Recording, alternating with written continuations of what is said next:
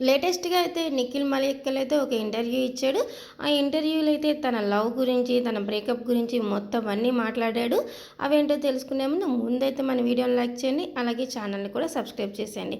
ఇకపోతే నిఖిల్ ఇచ్చిన ఇంటర్వ్యూలో అయితే నిఖిల్‌ని మీ లవ్ గురించి, మీ బ్రేకప్ గురించి చెప్పండి అంటే, మీరు ఇద్దరు కావాలనే విడిపోయారా? ఒక మాట అండర్‌స్టాండింగ్ మీద అని అడిగితే, అవును మేమిద్దరం మ్యూచువల్‌గానే విడిపోయాము.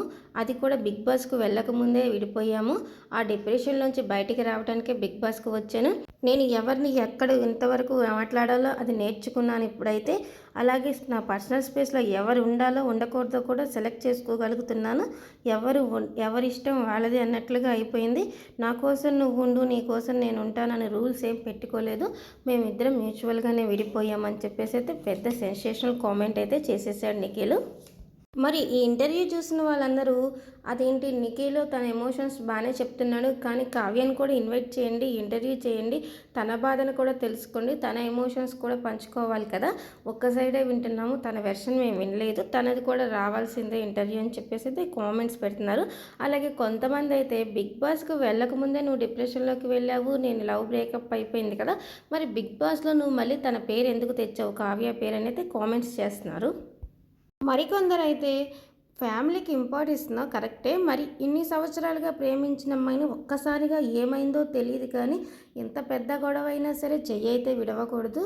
కానీ నువ్వు ఆ పని చేస్తావు, అది ఎలా సాధ్యమవుతుంది? ఫ్యామిలీకేనా ఇంపార్టెన్స్, తనకి లేదా అని చెప్పేసి అయితే కామెంట్స్ చేస్తున్నారు.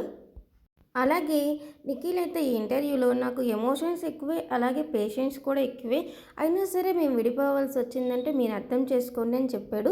నిఖిల్ చెప్పిన విషయాన్ని బట్టి చూస్తే వీళ్ళ మధ్య ఏదో పెద్ద గొడవే జరిగినట్లుగా అనిపిస్తుంది. మరి కావ్య కూడా ఈ అందరూ ఇలాగా మీరు రండి మీ ఎమోషన్స్ పంచుకోండి అని అయితే ఫ్యాన్స్ అయితే అడుగుతున్నారు. మరి వాటికి స్పందిస్తూ కావ్య అయితే త్వరలో అయితే తన అభిప్రాయాలను కూడా, తన ఎమోషన్స్ కూడా పంచుకుంటే బాగుంటుందన్న ఫ్యాన్స్ కోరికనైతే నెరవేరిస్తే బాగుంటుంది. అలాగే కావ్య ఇంటర్వ్యూ చూసి నిఖిల్ ఫ్యాన్స్ కానీ కావ్య ఫ్యాన్స్ కానీ కొంచెం నెగిటివిటీ లేకుండా కామెంట్స్ అయితే చేస్తారని నేనైతే అనుకుంటున్నాను. నిఖిల్ అయితే ఈ ఇంటర్వ్యూలో ఇంకొక మాట కూడా అన్నాడండి.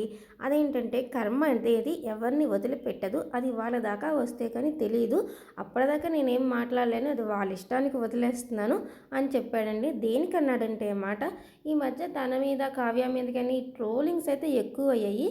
దాని గురించి అడిగినప్పుడు ఎవరైనా సరే ఎందుకండి పర్సనల్ విషయాల్లోకి ట్రోల్స్ చేస్తారు, అలా చేయకుండా ఉంటే బాగుంటుంది, అందుకే కర్మ ఎవరిని వదిలిపెట్టదు అని చెప్పాడు.